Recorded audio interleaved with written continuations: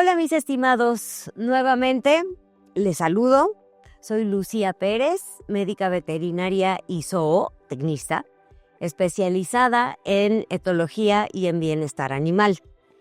En esta ocasión vamos a hablar de... ¡Qué inútil eres!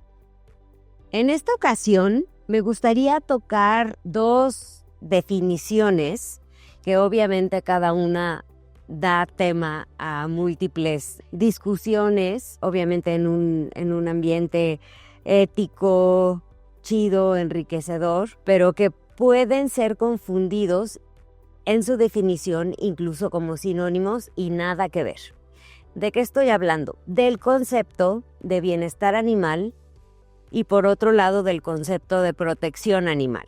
En los últimos años, sobre todo estas palabritas protección animal, seguramente las han oído, pero muchísimas veces en noticieros, en foros, etc. Bienestar animal, pues también, pero creo que muchas veces estos dos términos se confunden. A bote pronto, les voy a dar pues mis opiniones, sí basados en información científica, porque estoy certificada en ello, en bienestar animal, y un poquito del marco histórico en este término, sobre todo en bienestar animal. Sin embargo, quiero sí hacer hincapié en que mi opinión, que es la que voy a expresar aquí, no elimina la tuya, así es que voy a agradecer muchísimo que me dejes tus comentarios, que me dejes tu punto de vista, toda vez que sea de manera respetuosa y que genere no controversia, sino un punto de vista en la cual se puedan tomar en cuenta rasgos importantes para poner puntos en común. ¿Por qué lo digo? Porque históricamente y tristemente, como que los veterinarios hemos traído pleito con los protectores y viceversa. Y esto pues con sus repercusiones legales, jurídicas, etcétera, cuando en realidad nuestro punto y nuestra intención muy bonita en común es precisamente que los animales puedan estar en el mejor estado posible. Sin embargo, pues aquí radica justo la diferencia muchas veces o la confusión entre protección y bienestar animal. Hablando de bienestar animal, en realidad es un término nuevo, ¿no? Es científicamente nuevo. ¿Cuándo surgió este concepto? En 1965, con un libro que se llama Animal Machines. En este libro, como su título lo indicaba, pues era una crítica, era una reflexión sobre cómo los animales, sobre todo de producción, específicamente aves, eran tratadas vilmente como en una fábrica. En ese entonces, este libro, en 1965, causó muchísimo impacto, con justa razón, sobre aves, particularmente aves de postura. A partir de este libro, se generaron pues varias discusiones hasta caer concluyendo en el informe Bramble.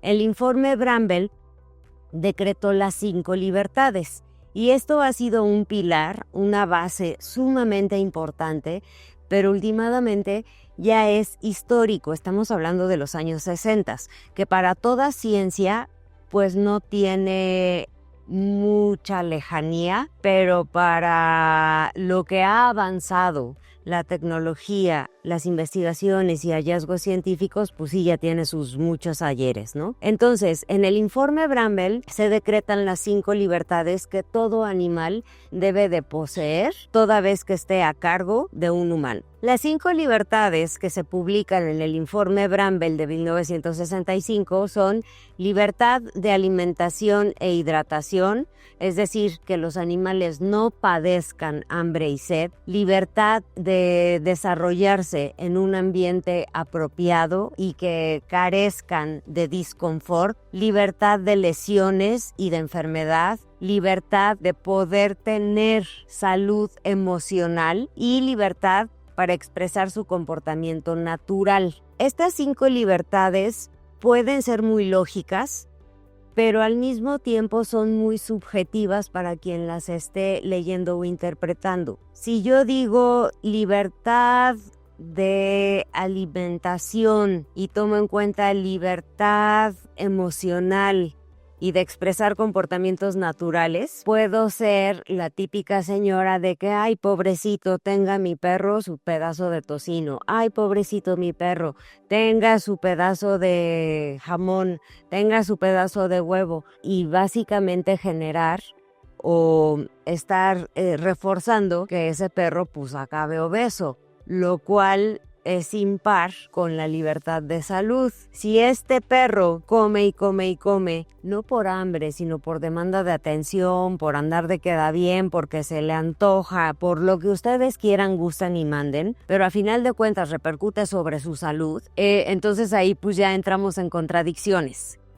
Es entonces cuando surge la relevancia del bienestar animal. El bienestar animal también ha sufrido por varios cambios en su definición. En 1986, el doctor Broom, y en un libro muy bonito, definió el bienestar animal como el estado de un individuo con relación a los mecanismos biológicos que utiliza para enfrentar o sobrellevar los cambios en el medio ambiente. Ahora bien, hay que tomar en cuenta que el medio ambiente en el que todos nos desarrollamos es cambiante y que la misma biología, de manera intrínseca a nuestra fisiología, tenemos muchos mecanismos biológicos que nos dan las herramientas para enfrentar estos cambios. Por ejemplo, en la mañana, el día de hoy hacía bastante frío, entonces a lo mejor mis estructuras cerebrales, dígase el hipotálamo, empieza a generar cambios que le dicen a mi cerebro y posteriormente a todo mi cuerpo: Lucía, hace frío, jala la cobija muy tempranito en la mañana, chun, la jalo. No, pues no es suficiente, ponte una sudadera y luego métete a la cama y vuélvete a tapar.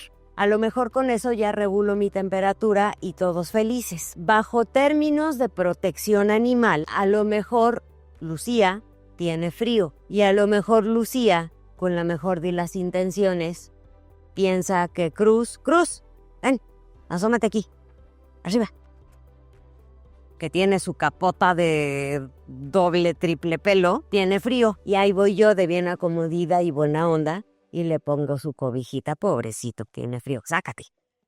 Entonces, pues a lo mejor Cruz me acaba rayando mi mamacita en gajos. ¿Por qué? Porque tiene mucha capa de pelo y porque biológicamente él está preparado para enfrentar este tipo de cambios climáticos en el medio ambiente, pero pues yo tengo frío, yo Lucía. A lo mejor, con la mejor de las intenciones, le estoy causando un no tan bien en su biología al taparlo. Esto hace que, a diferencia del término de bienestar animal, el bienestar animal mide. El bienestar animal toma en cuenta sí a la especie, pero sobre todo al individuo en función de sus mediciones. Y en función de las mediciones y de lo que sabe de la especie, de la raza del individuo, nos lleva a concluir para una toma de decisiones asertiva. ¿Esto qué implica? Nuevamente, educación. Como tal, el término de protección animal se refiere a, no quiere decir que fuchicaca protección animal, quiere decir que son términos distintos e implica protección animal el cumplimiento de deberes de custodia, crianza, alimentación, manejo, estabulación y sacrificio de animales. Se refiere sobre todo a las normas legales y administrativas que regulan el correcto trato de los animales. ¿Qué es correcto? Eso sí va a depender de bienestar y de lo que se sepa de la especie y del individuo, medido a través de parámetros sí fisiológicos, sí inherentes de la especie, pero sobre todo objetivos. Nuevamente, educación y ciencia en términos de bienestar animal. Es decir, que lo que se sepa de las especies en función de bienestar animal que nos confiere a los ñoños científicos debe de regular lo que deben de regular a su vez los que se encarguen de la protección animal, para no caer precisamente en estos puntos subjetivos donde yo tengo frío y le pongo un suéter a mi husky. ¿Por qué es importante esto? Porque resulta, en términos de termorregulación, que los perros, por ejemplo, tienen pocas glándulas sudoríparas. Como ustedes sabrán, tienen glándulas sudoríparas alrededor de la nariz y en sus patitas, y la manera en la que intercambian temperatura, calor, frío, etcétera, es a través del jadeo, a través de la hidratación. Pero si yo le pongo un suéter a un husky en Ciudad de México, neta no manchen. O sea, lo estoy cocinando. Tiene que ver también con lo que el individuo les marque conductual y fisiológicamente. Yo no le doy a un animal su fisiología. Papá Dios, papá Darwin, la evolución en quien ustedes gusten creer y pensar, ya le dio todas las herramientas básicas para que termorregule en este ejemplo. No es algo que yo le tenga que dar. Sin embargo, como tenemos animales bajo nuestra custodia, sean de compañía o sean de producción en caso de animales domésticos, pues sí podemos restringir el medio o las herramientas que puedan encontrar en su entorno para lidiar con el medio ambiente cambiante. Entonces, ¿qué tienen en común, además de una buena intención, estos dos conceptos? Que uno, el bienestar animal, se enfoca en mecanismos fisiológicos, biológicos, objetivos, porque son medibles, tanto en poblaciones como en individuos. Y el otro, protección animal, se refiere a los términos y a los conceptos legales bajo los cuales deben de estar cubiertos estos animales que están bajo nuestra custodia. Las similitudes, nos importan los animales. Ahora, quiero también hacer énfasis en una de las últimas definiciones de bienestar animal. El bienestar animal se refiere no solamente a la manera en la que biológicamente un animal confronta los cambios en su medio ambiente físico, social y emocional. También se refiere a cómo muere, a que muera también bajo situaciones, y si digo dignas, es nuevamente subjetivo. Pero el bienestar animal, estoy buscando porque quiero citar la definición de la Organización Internacional de Epizotias, ¿sí? Déjenme buscarlo. Lo pueden buscar ustedes en Google también. ¿Qué es el bienestar según la OIE? Es el estado físico, eso lo sabíamos desde hace mucho tiempo, mental, eso ya viene más reciente en cuanto a hallazgos científicos. Sí, los animales también tienen procesos mentales y procesos emocionales. Estado físico-mental de un animal en relación con las condiciones. Ese fue Cruz, mi perro. Él es muy feliz y tiene buen bienestar y protección. Y quisiera que no, pero sí. Listo. Bueno, corte. Es el estado físico y mental de un animal en relación con las condiciones en las que vive y muere. ¿Por qué es importante o quiero hacer hincapié en esto de vive y muere? ¿Y por qué quiero hacer hincapié en las diferencias entre bienestar y protección animal? Porque al mal entender estos dos conceptos, que si bien, repito, tienen buena intención, muchas veces me he topado desgraciadamente con maravillosas personas que tienen la mejor de las intenciones de proteger animales, pero no garantizan que lo que les quede de vida tras su posible recuperación, rescate, sea de buena calidad.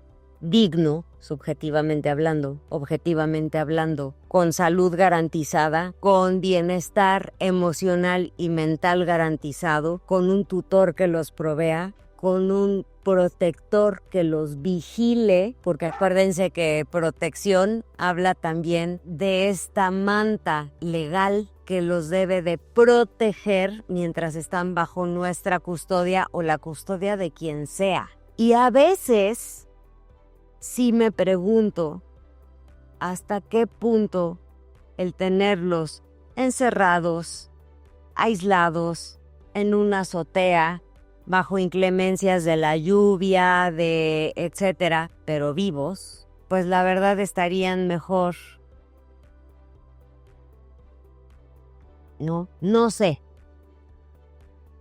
Probablemente nunca me he muerto y si me he muerto pues no me acuerdo porque no me acuerdo de mis vidas pasadas. No lo sé. Pero no me parece, y es mi opinión, todos somos libres de dar nuestra bendita opinión.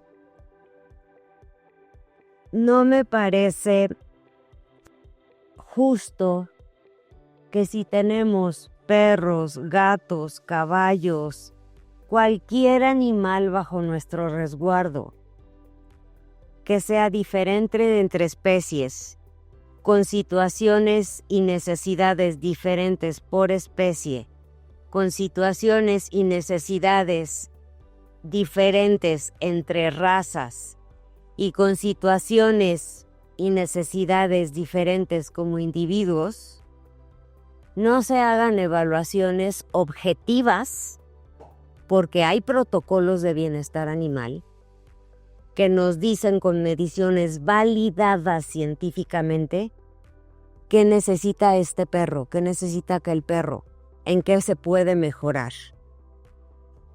Salvo la opinión de personas que dicen, yo creo que este animal está pasando muy mal. Entonces, como el César, o te lo quito o que muera. Desgraciadamente sí somos una especie medio muy gandalla y tenemos la prioridad de vida o no de decir este individuo vive o muere. Pero a veces el decir vive es prolongar su sufrimiento. Para hacer esta diferencia entre estamos prolongando su sufrimiento o de plano bye, existen mediciones objetivas. Y esas mediciones van más allá de la opinión de doña fulana, doña sutana o el doctor perengano. Se hacen mediante protocolos de bienestar animal cuyo menú de mediciones han sido validadas científicamente. Y sí, a lo mejor me dirán, ay, pues científicamente antes se pensaba que el mundo era cuadrado y ahora científicamente resulta que no, que el mundo es ovalado. Sí, la ciencia también se equivoca, la ciencia no es perfecta, la ciencia a lo mucho tiene un 99.9% de exactitud, pero siempre queda cierto margen de error. Pero es cierto margen, no es la opinión de. Y nuevamente todo esto lo digo con el máximo de mis buenas intenciones, con lo que la vida me ha dejado como experiencia y sí, como científica, ¿sí? Sí creo que muchos animales de la especie que ustedes quieran no la pasan bien y si hacemos un protocolo de bienestar podemos determinar que no le está pasando bien, pero si no tiene el cobijo al ser doméstico o al estar en un entorno humano de gozar de todas las libertades que le debería brindar su especie en libertad, pero no le brinda su entorno ambiental, tal vez estaría mejor en otro plano. No lo sé porque nunca me he muerto, ¿sí? Pero sí lo pienso porque soy científica y porque me ha tocado ver el deterioro de muchísimos animales que no gozan de buen nivel de bienestar medido y medible en un punto No, dele chance, dele chance, dele chance, vamos a echarle ganas. Y sí, las ganas serán muchas, pero los recursos son pocos, pero las facilidades son pocas, hasta que dicen, ya va, y ese animal se deteriora. Quisiera compartirles también el caso, por ejemplo, de caballos. Para mí los caballos son de la especie doméstica que sí, a pesar de ser doméstica, es de las más negligidas en su bienestar. Un caballo en vida libre sabemos que es un animal gregario, es decir, se la pasa alrededor de sus cuates y de su familia 24/7. Y en función de eso tiene varios patrones conductuales, tanto de mantenimiento, es decir, para mantenerse vivo, como sociales. Por ejemplo, cuando un caballo está en pastoreo libre y en grupo, sabemos que tiene selección de sustratos ad libitum. Sustrato, costra de árbol, sustrato pasto, sustrato tierra, sustrato raíces, tratan de comer y se comen lo que encuentran, tanto para llenar sus requerimientos nutricionales, como para explorar, como para masticar, como para muchas conductas que necesita abastecer. En estabulación hay poca selección de estos sustratos que masticar, ya dejen comer, digerir, etc. Hay muchas variaciones y muchos objetivos con todo lo que haga un caballo que se lleve a la boca. El tiempo de forrajeo de un caballo en pastoreo libre, además de que puede seleccionar qué llevarse a la boca, el tiempo de forrajeo es de más del 70%, siendo 24 horas su 100%, es decir que estaríamos hablando de 18 horas más o menos al día. Y el tiempo de forrajeo cuando tenemos un maravilloso caballo de competencia o de carretonero, disminuye al 10% de su tiempo. Y esto no quiere decir que se abastezcan o no sus requerimientos nutricionales. Estoy hablando del presupuesto de tiempo que le destinan a ciertas conductas. Eso es importante para la salud mental. El tiempo de ayuno que pasa un caballo en libertad, y esto se ha medido en condiciones climáticas, digamos, adversas, pero sí, digamos, extremas, a lo mucho, y estoy hablando de a lo mucho, es de 4 horas, tendiendo a ser menor a 4 horas. Estamos hablando de climas o muy fríos o muy desérticos, donde no hay realmente mucho de dónde pastar. El tiempo de ayuno continuo en un caballo que se mantiene en estabulación, es decir, en caballeriza, pero botado de risa, es de más de 4 horas. Si bien le va, normalmente alimentamos un caballo a las 4 o 6 de la mañana, por ahí del mediodía, ahí ya pasaron más de 4 horas, y después en la tarde-noche, ahí pasaron más de 4 horas. Y de la noche a su primer alimento del siguiente día, otra vez pasaron más de 4 horas. Fisiológicamente, hay que tomar en cuenta que un caballo secreta ácido clorhídrico 24 horas al día, haya o no haya alimento en el estómago, a diferencia de los carnívoros. Entonces, cuando un caballo tiene su bolsita del estómago vacía y está secretando ácido clorhídrico 24/7 porque su fisiología, su biología, papá Dios en que ustedes quieran creer, está secretando ácido clorhídrico 24 horas al día, pues si no tiene que digerir, va a digerir su mucosa. Es por eso que más del 90, entre el 60 y 90% de los caballos con o sin signos de dolor abdominal se les pasa el endoscopio, tienen úlceras gástricas, y esto antes de su primer año de vida. Ahora, si ustedes analizan también o recuerdan las personas que están en contacto con caballos, la razón número 1 de enfermedad y muerte en caballos es síndrome abdominal agudo, alias cólico. ¿Cólico qué significa? Cualquier cosa que pase en el abdomen de un caballo. Y muchas veces, para mi desgracia y en beneficio de mi gastritis, me topo con personas que dicen, ay, es que los caballos son muy delicados, ay, es que los caballos no aguantan nada, ay, es que los caballos de todo les da cólico, los ves y les da cólico. Pues sí, o sea, si su biología está diseñada para una condición A y nosotros le damos una condición de la D a la Z, dejando negligidas la condición B y C, pues, ¿qué esperamos? En cuanto a salud gástrica, bueno, no solo gástrica, sino digestiva de los caballos, híjole. En cuanto a condiciones conductuales, híjole de lo que estamos negligiendo con los caballos. En cuanto a condiciones, estoy viendo aquí mi tablita de las diferencias en los patrones de distribución de actividades en 24 horas de caballos. Y otra que digo, híjole, qué miedo, es el sueño. El sueño en pastoreo libre, cuando están en situaciones gregarias, es decir, con otros caballos, en 24 horas ocupa el 14% del tiempo de un caballo. En condiciones de estabulación, y eso está medido en caballerizas conocidas, familiares para el caballo y con su canita de viruta, súper cómodo para que se eche sus buenas estiradas y esté cómodo. Bueno, pues disminuye al 8% de su tiempo.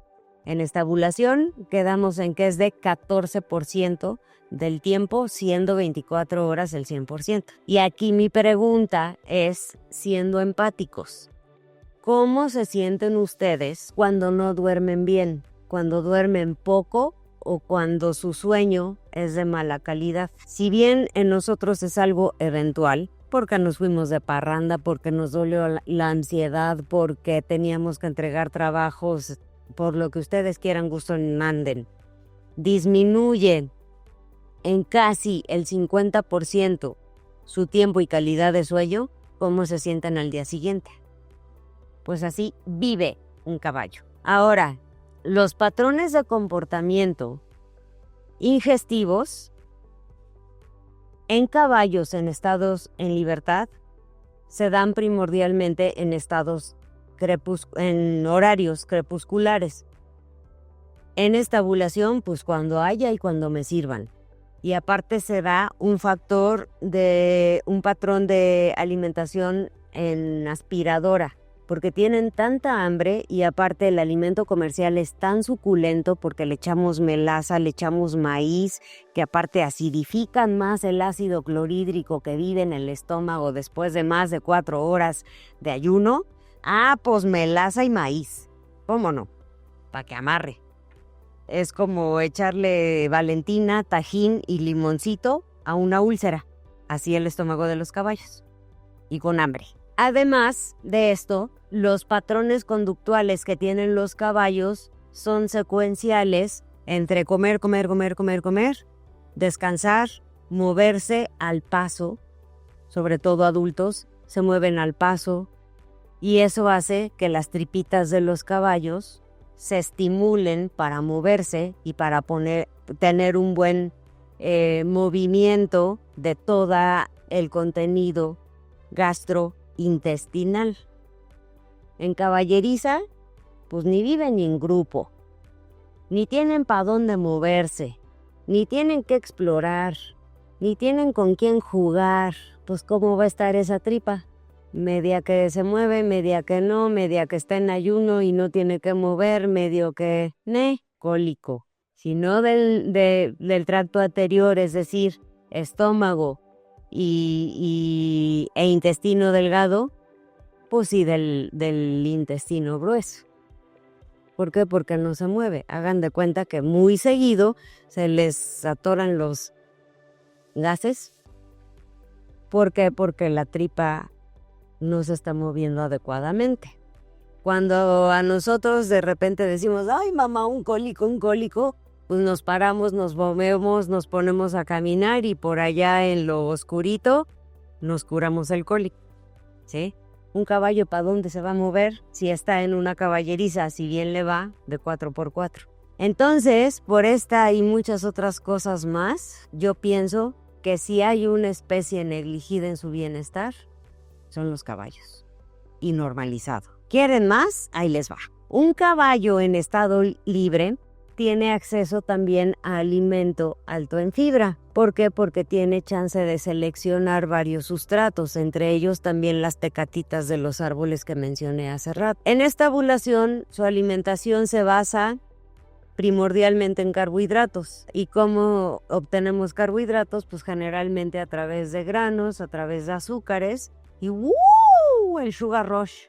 Y entonces pues les da el sugar rush. ¿Y para dónde se mueven? ¿Con quién se mueven? Pues en una caballeriza chiquita. Al momento que tratamos de sacarlos andan aquellos pero entachadísimos, ¿sí? Digo, es un ejemplo, no quiere decir que les den tachas. Pero sí se vuelven de difícil manejo, ¿sí? Hay ciertos carbohidratos que dificultan más la digestión o que tardan más en procesarse versus otros, pero muchas veces pues los queremos bien calientitos para que no, así me gusta mi caballo grioso y mi... No manches. Ahora, el tamaño de las partículas también en libertad pues es grande, son pastos de corte bajo o mediano, son costras de árboles grandes, o sea, es muy variado el tamaño del sustrato que se están comiendo. Pero en esta ovulación, el alimento que les damos generalmente es pequeñito, son pequeños granos ya molidos de maíz, de avena. Les repito, les echamos melaza o azúcares pues bien difíciles de digerir, que aparte son ácidos. Y entonces es fácil que tengan un apetito voraz y se lo acaban así súper rápido. Eso que produce que mastiquen menos, ¿sí? Junto con la voracidad viene la poca masticación, más la poca opción para tener acceso a distinto alimento o que masticar, hace que de 57,000 masticaciones al día, que son las que suelen tener en pastoreo libre, disminuyan a 25,000 masticaciones al día. Esto hace que sus dientes, sobre todo las piezas molares, se desgasten menos. Entonces hay que pagar al veterinario o al odontólogo para que le limen los dientes y no tengan úlceras en la boca ni en la lengua y no tengan lesiones que obviamente son dolorosas. Y si nos referimos al histórico informe Bramble desde 1965, libertad de dolor, y pues ahorita en nuestro 2025... neta, no manchen. Con esas ulcerotas que literalmente las muelas, o sea, los odontofitos, se vuelven como vidrios. Imagínense comer con vidrios adentro del hocico. Boca, en caso de ustedes. Al mismo tiempo que disminuye de 57,000 masticaciones al día a 25,000 masticaciones al día por efecto de estabulación y de tipo de alimento que les damos, se disminuye en un 50% la producción de saliva. ¿Eso qué? Bueno, la saliva tiene un pH, no es ácido, es alcalino, perdón, me da la pasión. El pH del estómago es muy ácido. Entonces, si estimamos que un caballo en libertad produce 100 litros de saliva diario, échenle cuentas. 100 litros, es un friego. Mucho, pues. Y disminuye el 50% por no masticar lo suficiente, pues entonces va a producir 50 litros de saliva. 50% menos de alcanicidad versus un chorro por ciento más que está expuesta a la mucosa a ácido. Pero son bien delicados, les da cólico por cualquier cosa. O sea, los ve uno y ya están encolicados. Educación, chatos. Y bueno, eso hace que la mucosa del estómago entonces esté más expuesta al ácido gástrico. Se ha visto que más del 50% de los potros desarrollan úlceras gástricas en los primeros meses de vida. 93% de los caballos de carreras en entrenamiento, esto por una encuesta en Estados Unidos, ya tienen úlceras gástricas. 65% de los caballos de actividades ecuestres múltiples, úlceras gástricas. 54% de los caballos de compañía o de no de deporte así competitivo ya tienen úlceras gástricas, ¿sí? No necesariamente con signos clínicos, nomás al hallazgo de te paso el endoscopio y a ver qué me encuentro en el estómago. También en adultos esto es fíjense, en 1999, ¿sí? Se estimaba que del 60 al 90% de caballos adultos tenía úlceras gástricas. Si le echamos lo que pasa a nivel social, a nivel locomoción, a nivel mental, a nivel conductual, mediciones en agresiones, etcétera, etcétera, etcétera, híjole, eso con caballos. Regresando al punto, hace tiempo me gustaría compartirles que cerca de 6-7 años, pues me mandaron a una plática con maravillosos seres, protectoras de animales, que sé que tienen la mejor de las intenciones, etcétera. Y una de las personas me decía, precisamente para esclarecer cuál era la diferencia con bienestar animal, me decía, no, es que yo a mi caballo lo quiero, lo amo, lo adoro, tiene un maravilloso estado de pelaje, está bien cobijadito, está bien protegido en su caballeriza, le llevo sus zanahorias, todo bien. Y le pregunté, señora, yo pues sí, la verdad mañosamente, señora, ¿cuánto tiempo pasa su caballo diariamente en compañía de otros caballos? En corral. O sea, en corral, ni le dije el tamaño del corral. En corral con otros caballos. No, pues no me lo vayan a lastimar. Señora, los caballos son animales altísimamente gregarios. Y por no estar en grupo, simplemente por eso, aunque estén en corral, su sueño ya se vio afectado. ¿Y eso por qué lo sabemos? Por mediciones científicas en varias poblaciones, bajo distintos efectos, que nos llevan a concluir que los caballos necesitan dormir mínimo 14% del día, de tal a tal horario con mayores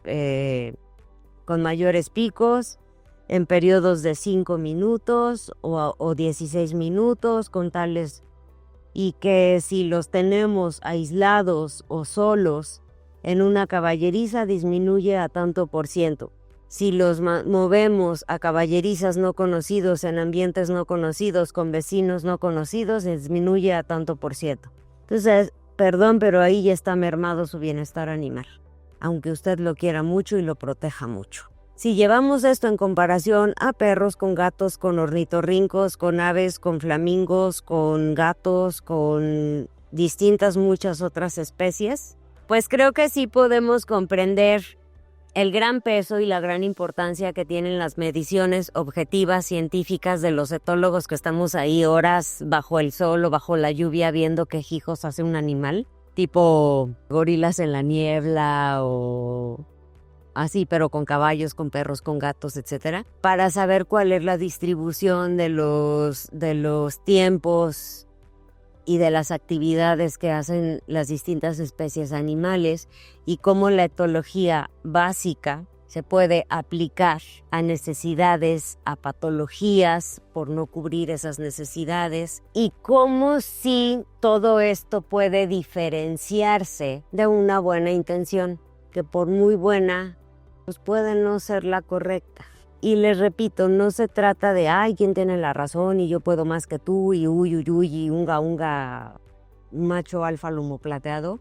Simplemente creo que a través de la correcta interpretación de la información que los ñoños científicos podemos poner sobre la mesa, y que las mega buenas intenciones y todo el marco legal, jurídico, que pueden proveer las asociaciones protectoras de animales con su magnífica intención y nuestra también muy buena intención, podemos poner en común eso, que un perro sea perro, que un gato sea gato, que un pájaro sea pájaro, que un caballo sea caballo, y que nosotros como humanos interpretemos lo más objetivamente posible sin dejar de ser humanos y tener el mismo objetivo, que nuestros animales vivan y probablemente sí mueran en la más digna de las condiciones. Muchísimas gracias. Espero sus comentarios. Probablemente este tema genere mucha controversia. El chiste es generar una discusión